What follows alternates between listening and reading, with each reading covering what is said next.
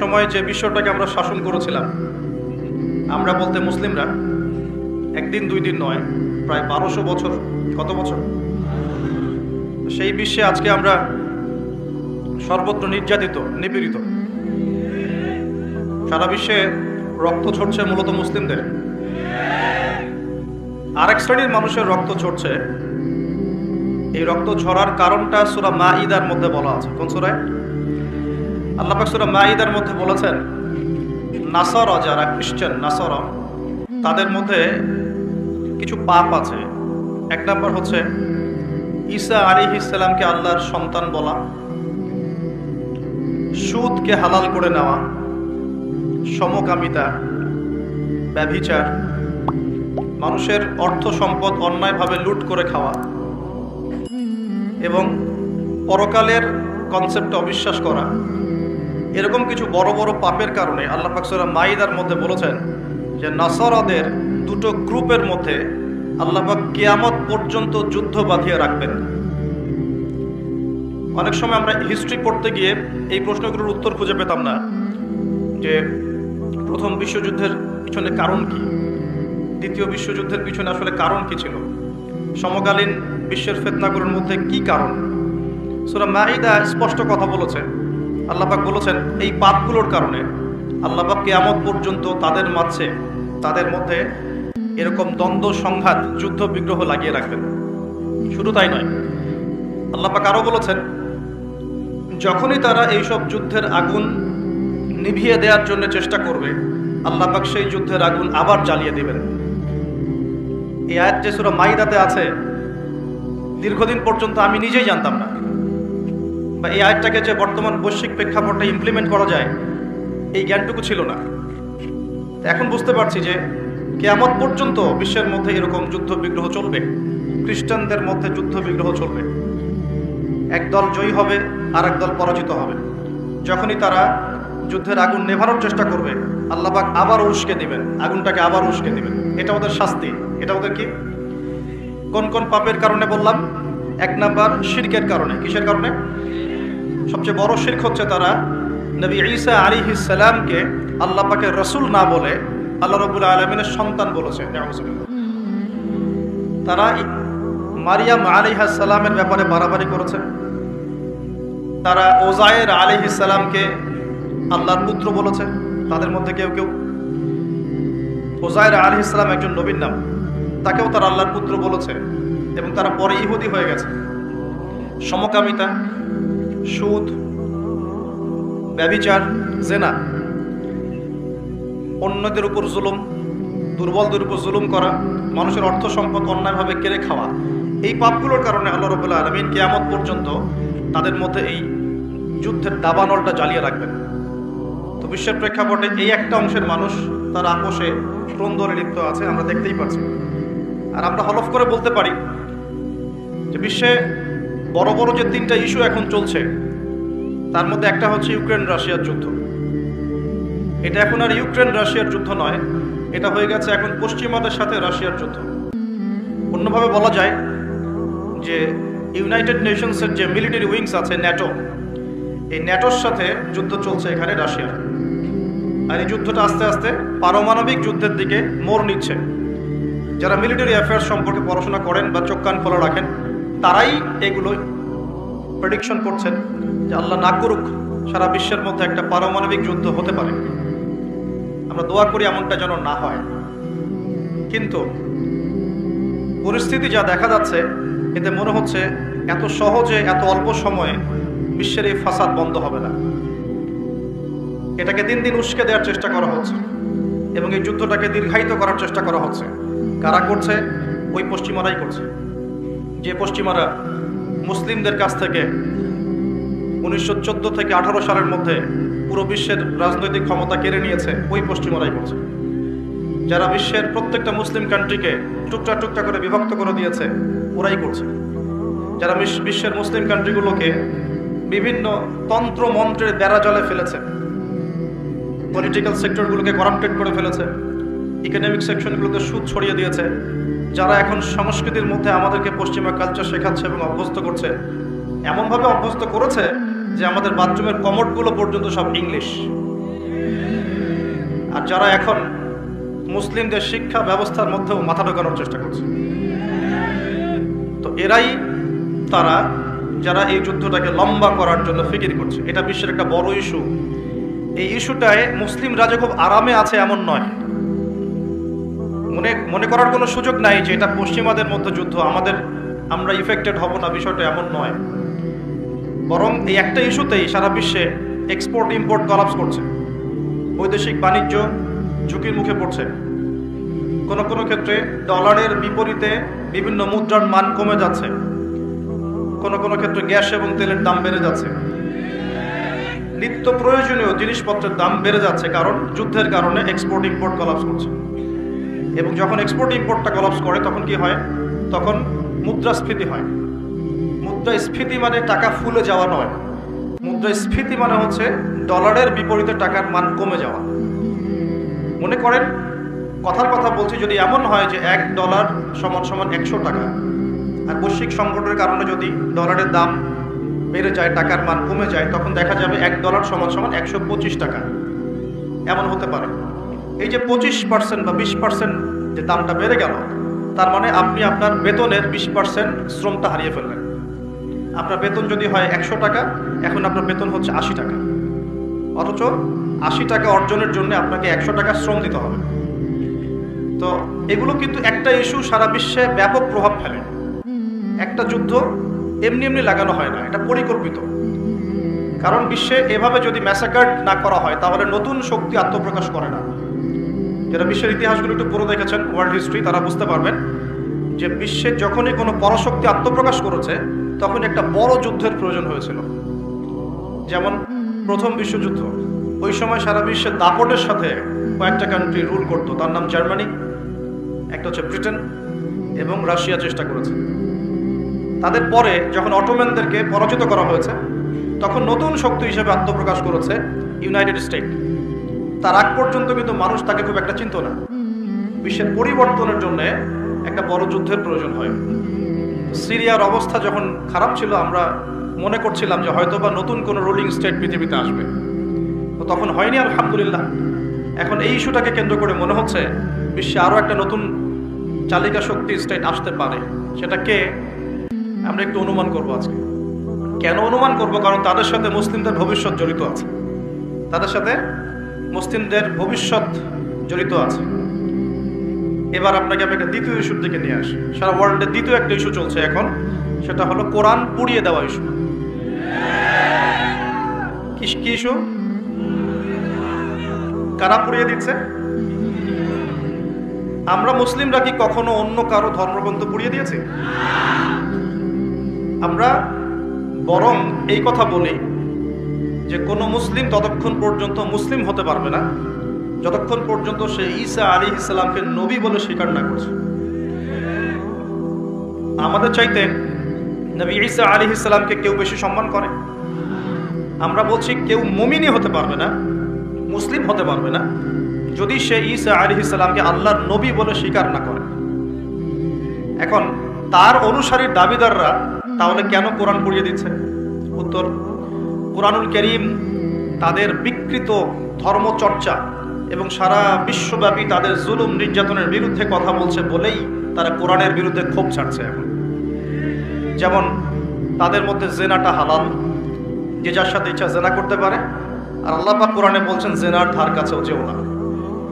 তাদের কাছে সুদটা হালাল, সুদটা ওদের কাছে বৈধ, এবং সুদ দিয়ে তারা চলে, অন্য রক্ত চুষে খায়। সুদের ফলাফলটা অনেকটা ঢাকা শহরের মতো। কিসের মতো?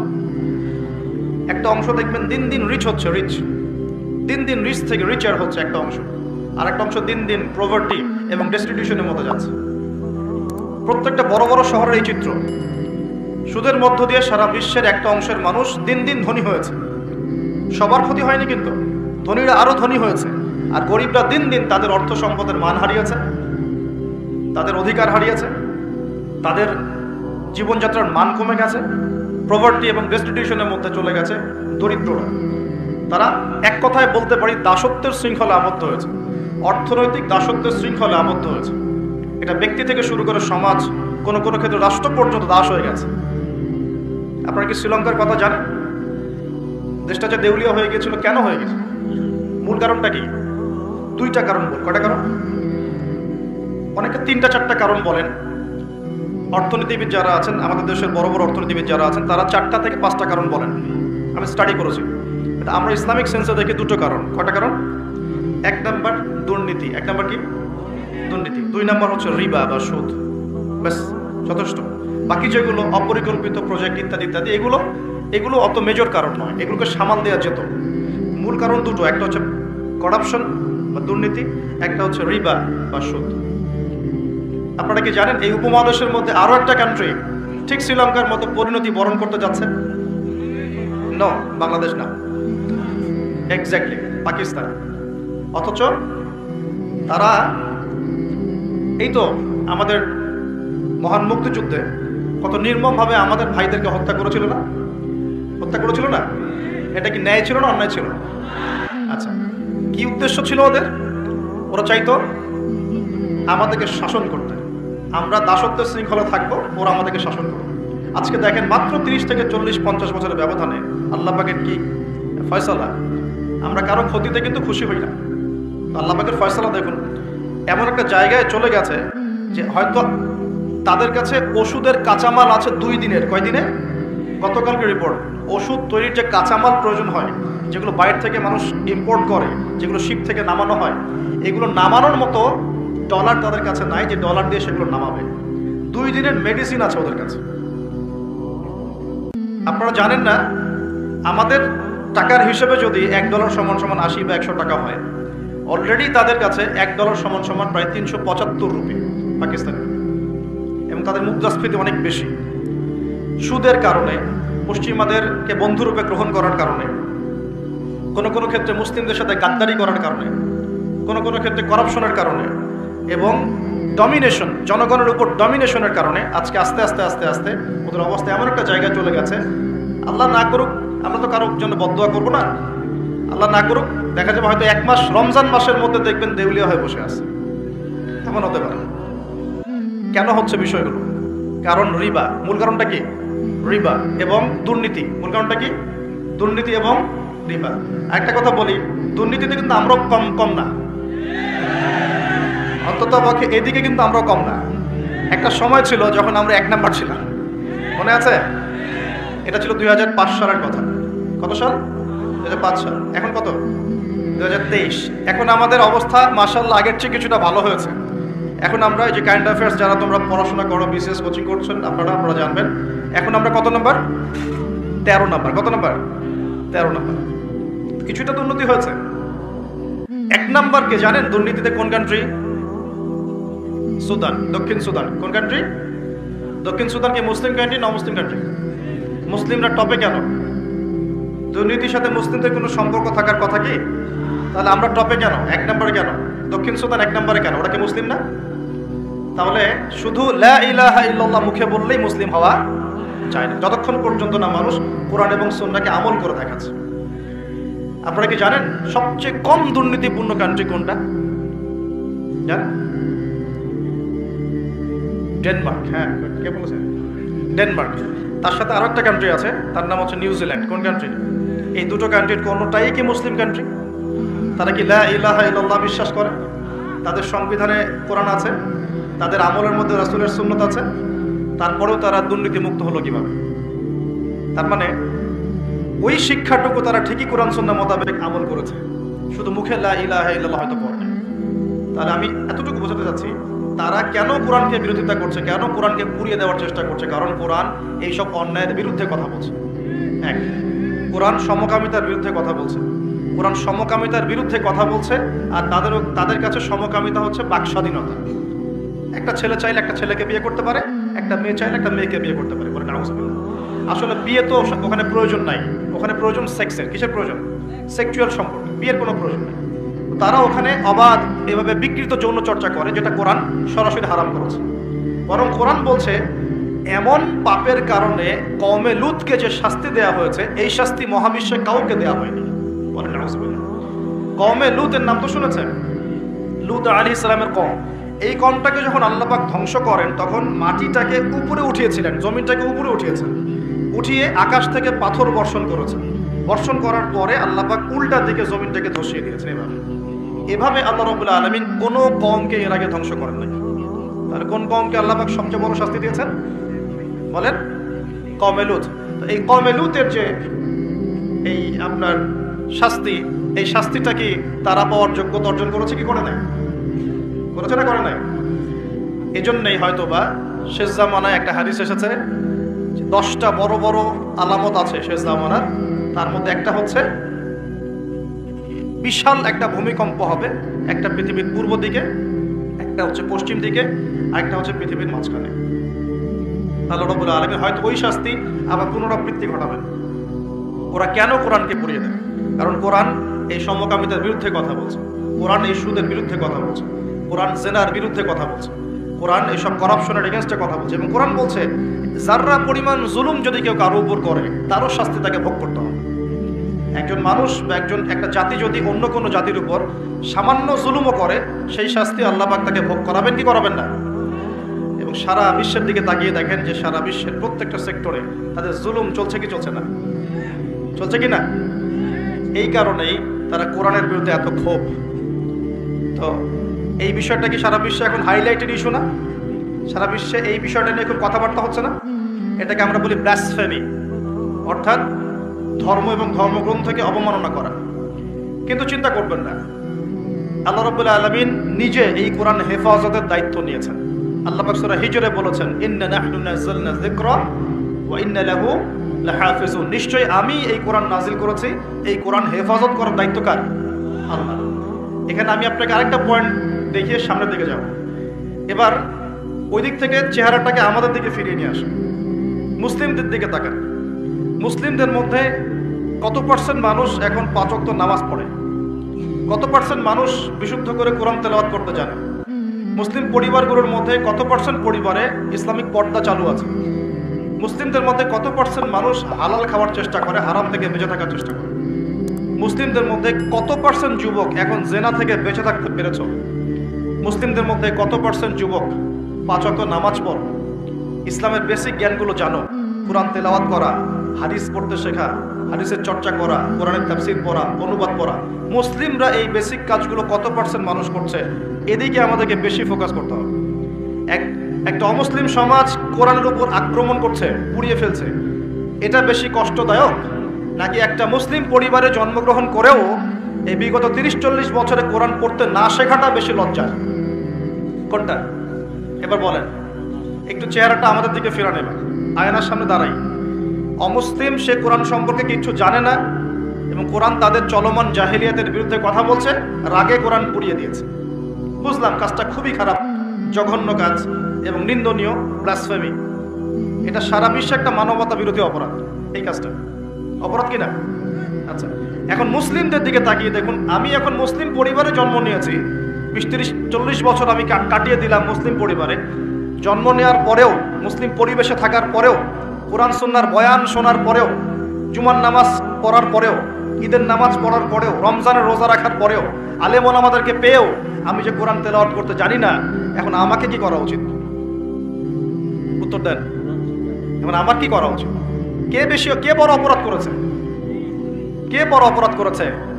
আমি মুসলিম পরিবারে জন্মগ্রহণ করেও কোরআন পড়তে জানি না, আমি কি বেশি বড় অপরাধী? নাকি যে ব্যক্তি কখনো কোরআন চেনেই না, জানেই না, যে কোরআনকে অবমাননা করছে, কে বড় অপরাধী? আল্লাহ রাব্বুল আলামিন সূরা ফুরকানের মধ্যে বলেছেন যে আল্লাহর রাসূল সাল্লাল্লাহু আলাইহি ওয়াসাল্লাম আমার উম্মত, মানে আমাদের উম্মতে মুহাম্মাদের বিরুদ্ধে আল্লাহর কাছে অভিযোগ পেশ করবেন। কার বিরুদ্ধে? এই যে উম্মতে মুহাম্মাদের বিরুদ্ধে আমাদের নবী মুহাম্মদ সাল্লাল্লাহু আলাইহি ওয়াসাল্লাম একটা অভিযোগ পেশ করবেন। আল্লাহ পাক তাকে বলবেন, হে মুহাম্মদ সাল্লাল্লাহু আলাইহি ওয়াসাল্লাম, তোমার উম্মতের কি হয়েছিল, কেন বিভ্রান্ত হলো?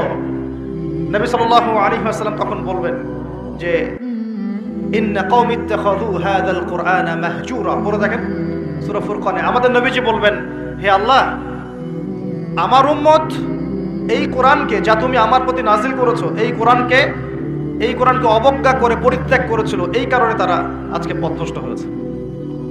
এবং নবী সাল্লাল্লাহু আলাইহি ওয়াসাল্লাম আল্লাহর কাছে আক্ষেপ করবেন, অভিযোগ পেশ করবেন যে আমার উম্মতকে আমি কোরআন দিয়ে এসেছিলাম, কিন্তু তারা সেই কোরআন চর্চা করে নাই, পড়ে নাই, কোরআনের হক আদায় করে নাই, এই কারণে তারা আজকে পথভ্রষ্ট হয়েছে। তাহলে আমাদের নবীজি আমাদের বিরুদ্ধে আল্লাহর কাছে ক্ষোভ ছাড়বেন না? তো প্রথম যে শিক্ষাটা আজকে নেওয়া উচিত সেটা হলো বিশ্বে যা যা ঘটছে এই সব বিষয়গুলোর সাথে আমাদের শেষ জামানো সম্পৃক্ত, এবং প্রত্যেকটা বিষয়ের গভীরে যাওয়ার জ্ঞান আমাদের অর্জন করা উচিত এবং দৃষ্টিভঙ্গি প্রশস্ত করা উচিত। খেদির আলাইহিস সালামের মতো অন্তর্দৃষ্টি অর্জন করা উচিত। পাশাপাশি কোরআন কেন্দ্রিক জীবনটা করা উচিত। আমরা কি নিয়াত করতে পারি আগামী রমজান আসার আগেই আমরা সবাই পবিত্র কোরআন তেলাওয়াত করা শিখবো ইনশাআল্লাহ? এখানে কি এমন কোনো ব্যক্তি আছেন যিনি পবিত্র কোরআন বিশুদ্ধ করে তেলাওয়াত করতে জানেন না? এমন কেউ আছেন? লজ্জার কিছু নয়। আছেন কি কেউ? থাকতে পারেন। আবার এমন কি কেউ আছেন যে কোরআন তেলাওয়াত করেন কিন্তু আপনার সন্দেহ হয় যে আমি কতটুকু শুদ্ধ পড়ছি কতটুকু ভুল? এমন কি কেউ আছেন? আছেন। আবার এমনও কি কেউ আছেন যে কোরআন কখনোই আলিফ বা তাসা পড়ে দেখেন নাই? কেউ আছেন? আছেন কি? হয়তো বা আছেন। আর একটা কথা বলি, এমন কি কেউ আছেন যে কোরআন পড়তে জানেন, মুখস্থ করেছেন মাশাআল্লাহ কিছু দূর, কিন্তু কোরআনের অর্থ বোঝেন না? এমন কেউ আছেন? আচ্ছা, তাদের জন্য আমি জাস্ট একটা সুসংবাদ, ইনশাআল্লাহ তাআলা আল্লাহ পাক যদি সবকিছু ঠিকঠাক রাখেন, রমজানের 30টা দিন অনলাইনে আমি 1 থেকে 2 ঘন্টা করে ক্লাস নেব ইনশাআল্লাহ। এবং এই 2 ঘন্টায় দুটো জিনিস শেখানো হবে। এক, যারা পবিত্র কোরআন একদমই তেলাওয়াত করতে পারে না, উইদিন 1 মান্থ তারা কোরআন তেলাওয়াত করা শিখবে ইনশাআল্লাহ। আমি শেখাবো ইনশাআল্লাহ আপনাদেরকে। শিখবেন ইনশাআল্লাহ? একটা কোর্স। সেকেন্ডটা হচ্ছে যারা কোরআন তেলাওয়াত করতে জানেন, কোরআন তেলাওয়াত করতে জানেন কিন্তু কোরআনের অর্থটা বোঝেন না, ইনশাআল্লাহ 1 মাসে তো খুব বেশি কিছু শেখানো যাবে না, কিন্তু 1 মাসের মধ্যে ইনশাআল্লাহ তাআলা আমি আপনাদেরকে এমন একটা কোর্স করাবো ইনশাআল্লাহ 30 দিন কমপক্ষে কোরআনের 40% অর্থ করতে পারবেন ইনশাআল্লাহ। বলবেন যে 1 মাসে কিভাবে সম্ভব? হ্যাঁ সম্ভব, যদি আমি আপনাকে পথ দেখিয়ে দেই এবং আপনি এই জ্ঞানটা অর্জন করে বাকি সারাটা বছর চর্চা করতে থাকেন এবং স্থানীয় ওলামায়ে কেরামদের সাথে সম্পৃক্ততা রাখেন, মাদ্রাসার সাথে সম্পৃক্ততা রাখেন, আপনি পারবেন ইনশাআল্লাহ। ট্রাই করবেন ইনশাআল্লাহ। শুধু তাই না, এর দ্বিতীয় যে কথাটা বললাম এর সাথে আপনি নামাজে কি পড়ছেন এটার সম্পূর্ণ অর্থও শিখবেন ইনশাআল্লাহ। পাশাপাশি দৈনন্দিন যে দোয়া কালামগুলো এগুলোর অর্থ শিখবেন ইনশাআল্লাহ। পাশাপাশি আপনি তুলনামূলক আরবি ব্যাকরণ শিখবেন এবং কোরআনিক গ্রামার শিখবেন, কোরআন থেকে গ্রামার। যেমন একটা এক্সাম্পল দিই আপনাকে, সামনে যাই। সূরা ফাতিহা সবার মুখস্থ আছে না? সূরা ফাতিহার মধ্যে মোটামুটি ভাবে দেখা যায় 15-20টা কিন্তু শব্দ আছে, ঠিক আছে? এই 15-20টা শব্দের অর্থ এবং গ্রামার যদি আপনি জানেন এবং বোঝেন, তাহলে আপনার জন্য সুসংবাদ হচ্ছে এই যে সূরা ফাতিহার এই শব্দগুলো কোরআনে বারবার ঘুরে প্রায় ৭৮০০ বার রিপিট করা হয়েছে। কতবার? ৭৮০০ বার। এটা আপনিও সার্চ করে দেখতে পারেন, এখন অনেক মেথড চলে আসছে। ৭৮০০ বার কোরআনের এই শব্দগুলো, সূরা ফাতিহার এই শব্দগুলো বারবার ঘুরে কোরআনে এসেছে ৭৮০০ বার। তার মানে সূরা ফাতিহার অর্থ যে জানে সে কোরআনের কমপক্ষে ৭৮০০টা শব্দের অর্থ জানে। কথা বুঝতে পারছেন? এভাবে কোরআনে বাছাইকৃত এমন ১২৫টা শব্দ আছে। কয়টা? মাত্র ১২৫টা এমন শব্দ আছে যেগুলোর অর্থ, ব্যাকরণ এবং আমরা বলি যে ট্রান্সফরমেশন, মানে একটা শব্দ থেকে আরো অনেকগুলো শব্দ তৈরি করার ফর্মুলা বা সূত্র, এগুলো যদি জানা থাকে আপনি কোরআনের এই ১২৫টা শব্দ কোরআনে ঘুরে এসেছে ৪০,০০০ বার। কতবার? ৪০,০০০ বার। বিশ্বাস করতে কষ্ট হচ্ছে, জানি এই কথাগুলো হয়তো নতুন মনে হতে পারে, কিন্তু এটা এখন রিসার্চ, এখন নতুন অনেক মেথড চলে আসে। ৪০,০০০ বার, ৪০,০০০ বার এই শব্দগুলো রিপিট করা হয়েছে। আর কোরআনে মোট শব্দ কত? মোট শব্দ হচ্ছে ৭৮,০০০। কত হাজার? 78,000 বা ৭৭,৮০০টা। এক্স্যাক্টলি হচ্ছে ৭৭,৮০০টা, অ্যাপ্রক্সিমেটলি বললে 78,000, ৭৮,০০০ শব্দ। এগুলোকে আবার আপনি 3 ভাগে ভাগ করে ফেলতে পারবেন। একগুলো হবে নাউন্স, যেগুলো আমরা নাউন বলি, যা দ্বারা কোনো নাম বোঝায়, যেটা আমরা বিশেষ্য পদ বলি, যেমন আল্লাহ একটা নাউন, ইব্রাহিম একটা নাউন, ইসম, আরবিতে আমরা বলি কি? ইসম। জিবরিল, মিকাল, ইসমাইল, ইসহাক, ঠিক আছে, মুহাম্মদ, এগুলো সব নাউন্স। এরকম একগুলো শব্দ পাবেন। এগুলো কি বোঝার কিছু আছে না মুখস্থ? এগুলো তো আপনি সহজেই অর্থকালী মুখস্থ করতে পারবেন। দ্বিতীয় ক্যাটাগরিতে আছে ফেল বা ক্রিয়া, যেটা আমরা বলি ভার্বস, যা দ্বারা কোনো কাজ করা বা হওয়া বোঝায়। যেটাকে আমরা বাংলাতে 3 ভাগে ভাগ করি, প্রেজেন্ট, বর্তমান, অতীত আর ভবিষ্যৎ। আবার ইংরেজিতে প্রেজেন্ট, পাস্ট, ফিউচারে ভাগ করি। কিন্তু আরবিতে মাত্র 2 ভাগে ভাগ করা হয়। কয় ভাগে? 2 ভাগে। একটা হচ্ছে ফেইলে মাজি মানে অতীতকালীন ক্রিয়া, আর একটা হচ্ছে ফেইলে মুদারে মানে বর্তমান প্লাস ভবিষ্যৎকালীন ক্রিয়া। এটা ট্রান্সফরমেশন মানে একটা শব্দ থেকে আপনি এখানে প্রায় প্রচুর শব্দ তৈরি করতে পারবেন। একটা ওয়ার্ড থেকে আপনি আস্তে আস্তে আস্তে আস্তে দেখবেন অনেকগুলো ওয়ার্ড তৈরি করতে পারবেন। এই ট্রান্সফরমেশনটা যদি শিখতে পারেন আপনি কোরআনের একটা বড় অংশ শিখে ফেলবেন, কারণ কোরআনে অনেক শব্দ এই ক্রিয়াপদে আসছে। এই যে না'বুদু, নাস্তাঈন, যে আমরা পড়ছি না, লা আ'বুদু মা তা'বুদুন, এগুলো সবই ফাইল। আরেকটা ক্যাটাগরিজ আছে, এর নাম হরফ মানে অব্যয়। আমরা বলি না প্রিপোজিশন, প্রোনাউন্স বলি না, প্রোনাউন্স, প্রিপোজিশন, কনজাংশন, এগুলো বলি না, যেটা আমরা বলি অব্যয় পদ, যেটাকে আমরা আরবিতে হরফ বলি। অর্থাৎ ওয়ার্ডস, দুইটা ওয়ার্ডসের মধ্যে কানেকশন করে অথবা দুইটা সেন্টেন্সের মধ্যে কানেকশন করে, এই সংযোজন বিয়োজন করে, এগুলোকে হরফ বলে। এগুলো কোরআনে অনেকগুলো। আমি আপনাকে 4টা হরফ বলতেছি।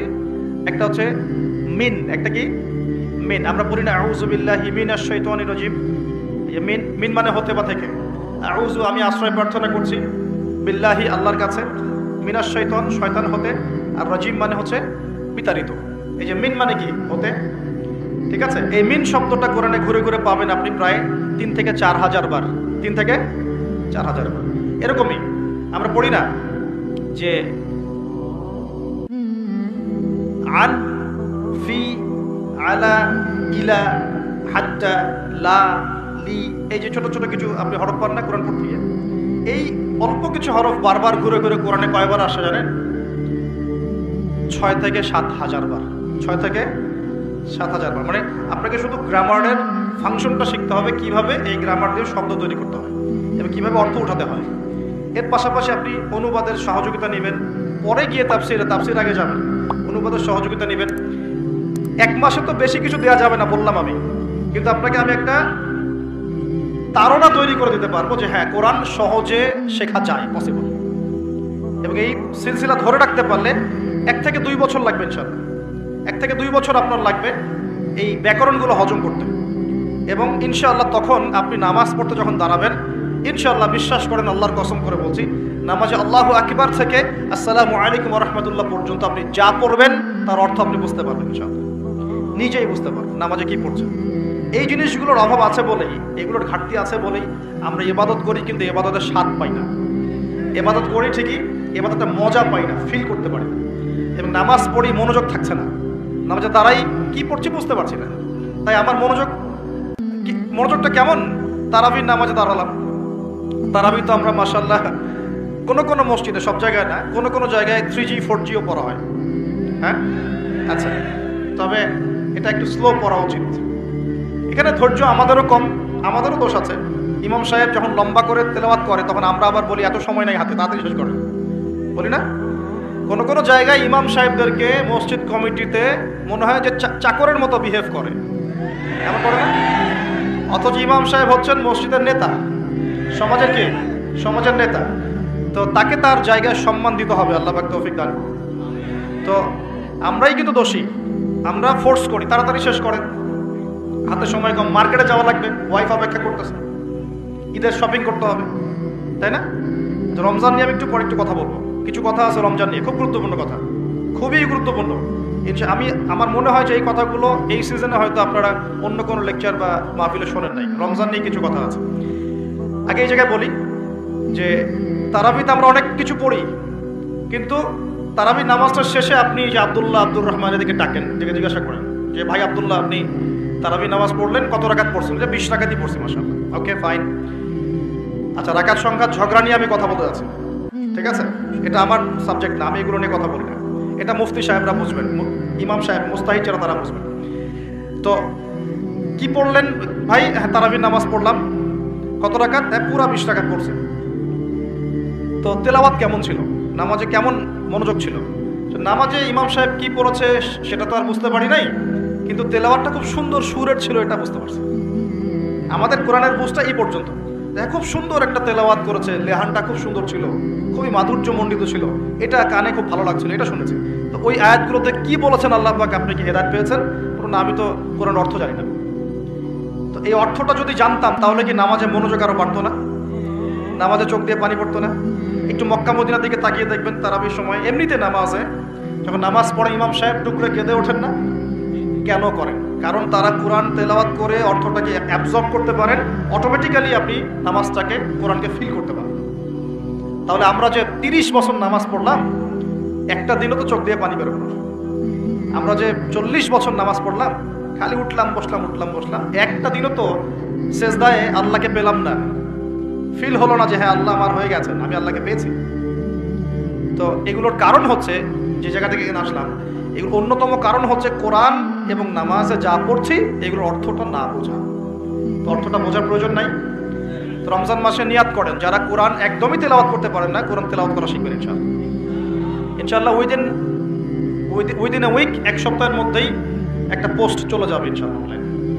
এবং যারা আগ্রহী থাকবেন তারা এখানে আমার সাথে নাম্বার দিয়ে দেওয়া হবে, অফিসিয়াল, যোগাযোগ করে ভর্তি হয়ে যাবেন ইনশাআল্লাহ তাআলা। আল্লাহ রাব্বুল আলামিন, আমি বিশ্বাস করি 1 মাসের মধ্যে বাংলাদেশের 1 কোটি মানুষকে কোরআন শেখানো সম্ভব। সম্ভব না? সম্ভব। আর আমার স্বপ্ন, এই স্বপ্নটা আল্লাহ পাক আমাকে বাস্তবায়ন করার তৌফিক দেখ, দোয়া করি। বাংলাদেশের মুসলিম পরিবারের পিতা, স্ত্রী, সন্তান, ভাই বোন যারা যারা থাকবেন, হোক জেনারেল লাইনে পড়ুক, মাদ্রাসা লাইনে পড়ুক, প্রত্যেককে আল কোরআন শেখানো এবং তাদের মধ্যে কোরআনের জ্ঞানটা ছড়িয়ে দেয়া, এটা আমার একটা স্বপ্ন। বাংলাদেশের 16 কোটি মানুষ কোরআন তেলাওয়াত করতে জানবে ইনশাআল্লাহ। এটা সম্ভব না? 16 কোটি মানুষের ভোটার আইডি কার্ড আছে? নাই? নাই? আছে কি নাই? আদমশুমারি করা যায়? সমস্ত মানুষের হিসাব রাখা যায়?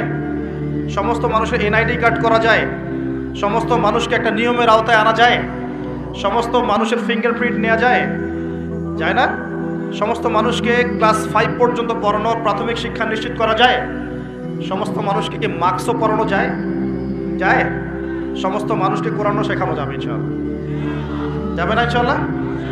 আল্লাহ পাক তৌফিক দান করুন।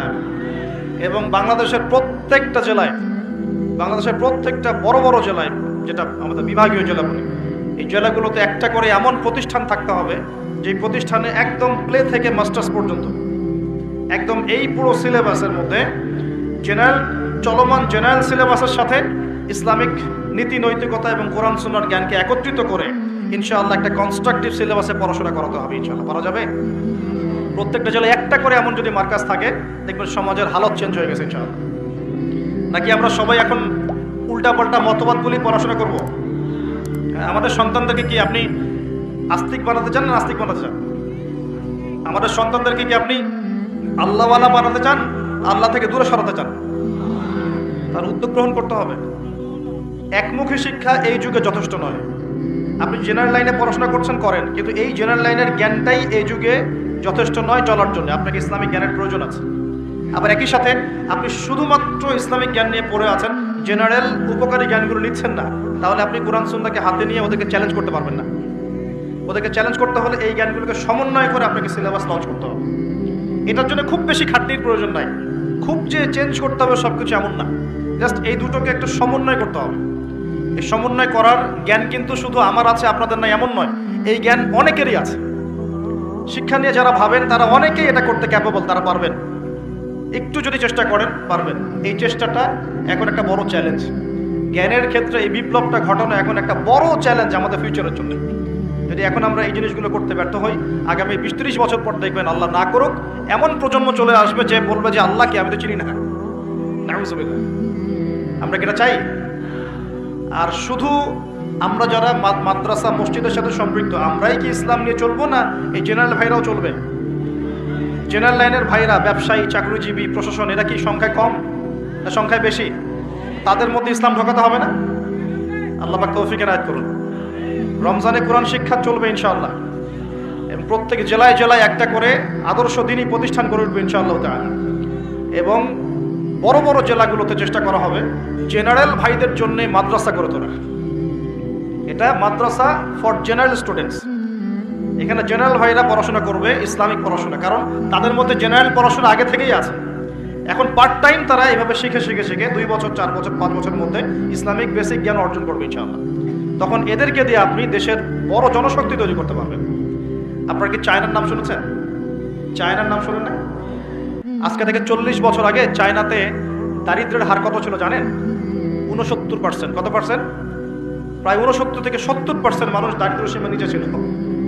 আজকে এই 2022 সালে ওদের দারিদ্র্যের হার কত জানেন? 1%-এরও কম। এবং তাদের পুরো জনসংখ্যার প্রায় 80 কোটি মানুষকে তারা জনশক্তিতে পরিণত করেছে। ওরা মানুষের সংখ্যা কমায় নাই, ওরা বলে নাই যে একটা বাচ্চা নেন। কথা বুঝতে পারছেন? ওরা জনগণকে জনশক্তিতে পরিণত করেছে। পড়াশোনা করেছে এবং অ্যাক্টিভ ছিল, পরিশ্রমী ছিল, সময়কে কাজে লাগিয়েছে এবং প্রযুক্তির জ্ঞানগুলো শিখেছে। প্রযুক্তি এবং কৃষি আস্তে আস্তে সারা বিশ্বের মার্কেট দখল করে ফেলেছে। আর আমাদের কাছে তো কোরআন সুন্নাহ আছে। আমরা যদি দুর্নীতি ছাড়তে পারি, পরিশ্রমী হতে পারি, অপচয় বন্ধ করতে পারি, সময়কে কাজে লাগাতে পারি এবং জনশক্তি তৈরি করতে পারি, বাংলাদেশ সুপার পাওয়ার হবে ইনশাআল্লাহ। স্বপ্ন দেখতে হবে, স্বপ্ন দেখতে হবে, হয়তো বাস্তবায়ন হবে অন্য কারো হাতে। ইমাম বুখারীর কথা জানেন না?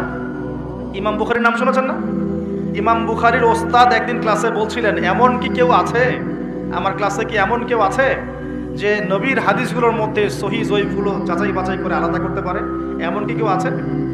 এই একটা কথা ইমাম বুখারী রাহিমাহুল্লাহর কলবের মধ্যে এমন দাগ কেটেছিল যে তিনি পরবর্তীতে ওই নিয়াত করেছেন যে আমি সেই ব্যক্তি হব ইনশাআল্লাহ, আমি নবীর সব সহিহ হাদিসগুলোকে আলাদা করে দেব।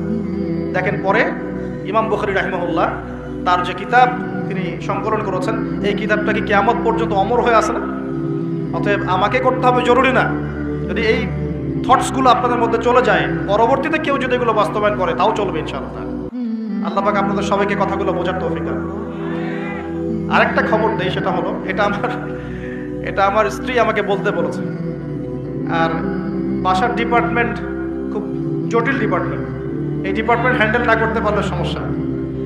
ঠিক আছে, একটা কথা বলি তারপর সামনে যাই। এক সাহাবী এসেছেন ওমর রাদিয়াল্লাহু আনহুর দরজায়। কার দরজায়? ওমর রাদিয়াল্লাহু আনহু তখন আমিরুল মুমিনিন।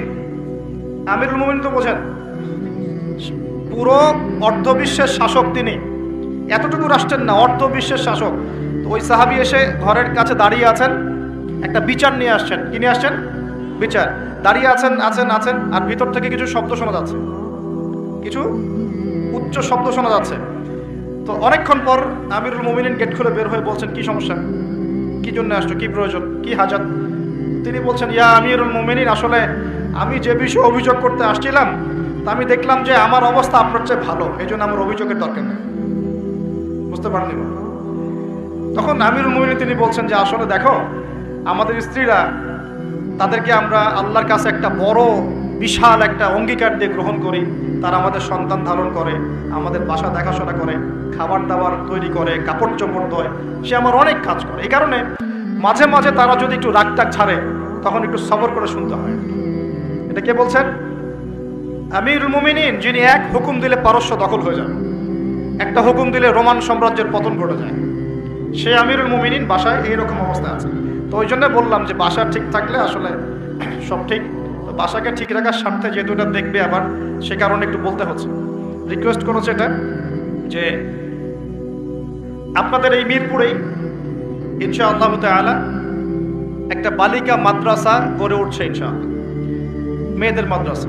সেটা সম্পূর্ণ আমার স্ত্রী চালাবেন ইনশাআল্লাহ তাআলা, একদম গোড়া থেকে নিয়ে আস্তে আস্তে পর্যায়ক্রমে দাওরা হাদিস পর্যন্ত। এবং সেখানে ক্লাসিক্যাল যে সিলেবাস, এর পাশাপাশি জেনারেল শিক্ষিত দিনী বোনদের জন্যে বোথ অনলাইন এবং অফলাইনে কিছু ডিপ্লোমা কোর্স চালু করা হয়েছে, ইসলামিক ডিপ্লোমা কোর্স।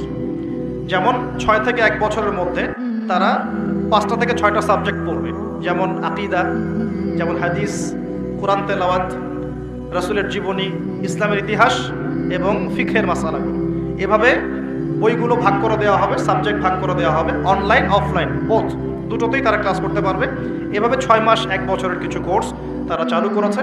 এটা অ্যানাউন্স করতে আমাকে বলা হয়েছে। আর আপনাদের মা বোনদেরকে যদি পাঠাতে পারেন সপ্তাহে 2 দিন 3 দিন করে ইনশাআল্লাহ তাআলা তারা কিছু দিনের জ্ঞান শিখে বাসায় ফিরবে ইনশাআল্লাহ। এই বিষয়টা বলার জন্য রিকোয়েস্টেড ছিলাম, আমি বলতে পেরে আমার ভালো লাগছে আলহামদুলিল্লাহ। আমরা দোয়া করি আল্লাহ পাক এমন কোর্সগুলো প্রত্যেকটা মাদ্রাসায় চালু করার তৌফিক দেন। এখানেও মাদ্রাসা আছে শুনেছি আমি, আপনাদের মাদ্রাসার উদ্যোগে ক্লাসিক্যাল যে ধারায় চলছে এটা চলুক, পাশাপাশি জেনারেল ভাইদের জন্য ডিপ্লোমা কোর্স চালু করেন, পাশাপাশি নৈশকালীন কোরআন শিক্ষা চালু করেন, পাশাপাশি একটু দাওয়াতের মেহনত করেন। মানে শুধু মাদ্রাসায় গতানুগতিক পড়াশোনাই হবে নট নেসেসারি, কিছু ইনোভেটিভ চিন্তা করেন। আমাদের পড়াশোনার চিন্তা করেন, যদি প্রত্যেকটা মাদ্রাসায় জেনারেল শিক্ষিত ভাইদের জন্য 2-3 বছরের কোর্স চালু করা হয়, জেনারেল ভাইরা 3 বছর পর ইসলাম শিখতে পারবেন। আমি বলছি না তারা মুফতি হয়ে যাবে, আমি বলছি না তারা একদম মুহাদ্দিস হয়ে যাবে, কমপক্ষে কোরআন তো তেলাওয়াত করা শিখবে, আরবি ভাষা তো শিখবে, কমপক্ষে আকীদার কিছু মৌলিক জ্ঞান তো শিখবে, নবীজির 40টা হাদিস তো কমসে কম শিখবে, ফিকহের কিছু জ্ঞান শিখবে, রাসূলের জীবনী শিখবে, ইসলামের ইতিহাস তো শিখতে পারবে। এবং এগুলো লঞ্চ করলে দেখবেন আপনারা জায়গা দিয়ে কুল পাবেন না। হাজার হাজার জেনারেল শিক্ষিত ভাই মুখিয়ে আছে এমন কিছু জন্য।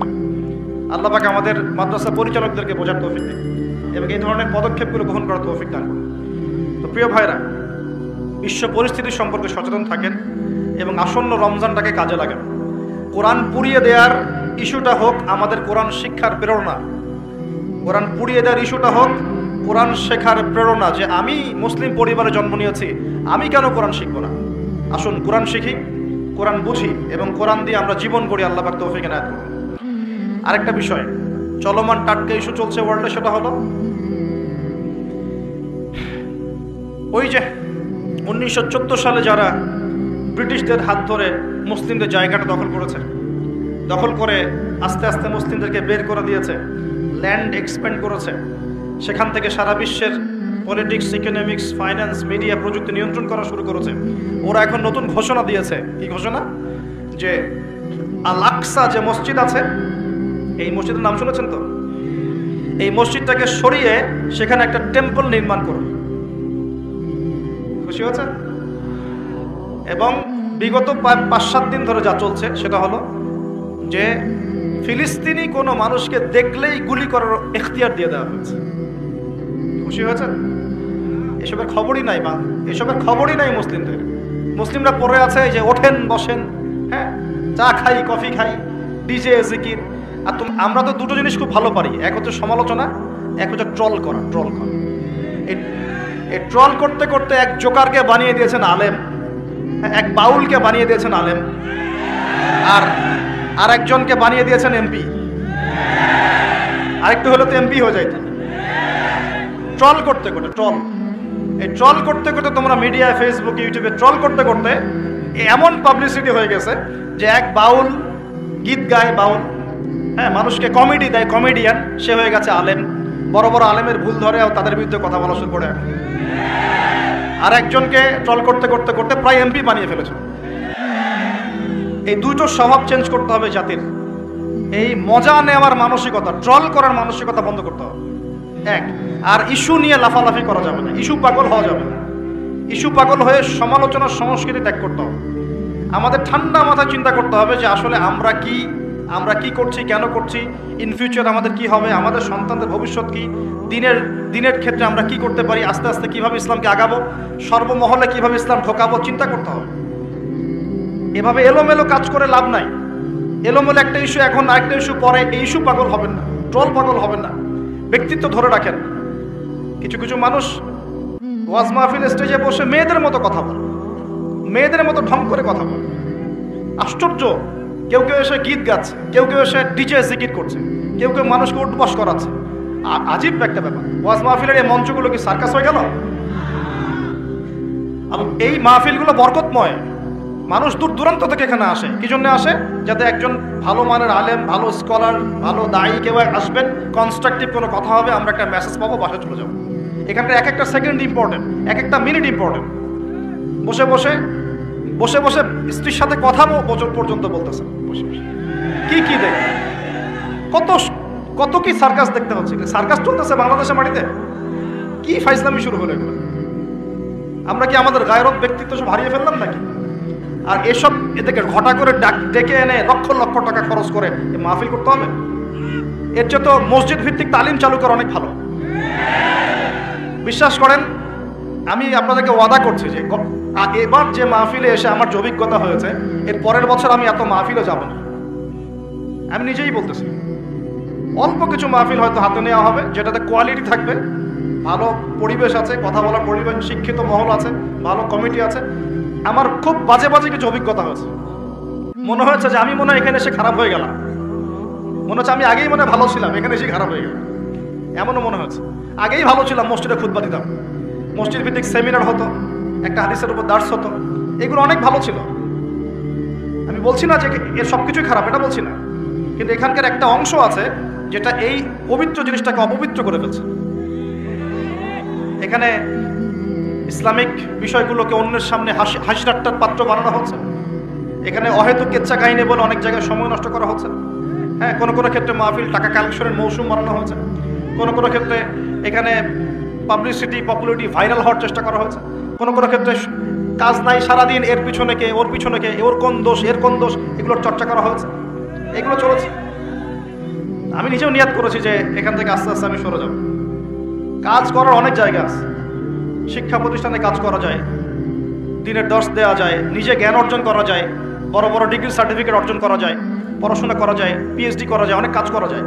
দিনের জন্য কাজ করতে সোশ্যাল কাজ করা, সামাজিক কাজ করা যায়, সামাজিক সংগঠন করা যায়, যেটা নন পলিটিক্যাল নন প্রফিটেবল, এমন কিছু নন প্রফিটেবল অর্গানাইজেশন করা যায়, মানুষের মানবতার সেবায় কাজ করা যায়। অনেক ক্ষেত্র আছে কাজের, এটা একমাত্র ক্ষেত্র নয়। তো এই জায়গাটার পবিত্রতা ধরে রাখেন, না হলে যতদিন যাবে এগুলো যদি এভাবেই চলতে থাকে, ওয়াজ মাহফিল এবং দিনের ব্যাপারে এক শ্রেণীর মানুষের একটা বিরূপ ধারণা তৈরি হয়ে যাবে, যেটা অলরেডি হয়েছে বাংলার মাটিতে। আপনারা বুঝতে পারছেন না, অলরেডি হয়েছে বাংলার মাটিতে। মানুষ মজা করে এগুলো দেখলে, ট্রল করে। কেন করে? কারণ আমরা এগুলোকে হাসি ঠাট্টার পাত্র বানিয়েছি, আমরা ট্রল করেছি, আমরা এগুলোকে ছড়িয়ে দিয়েছি।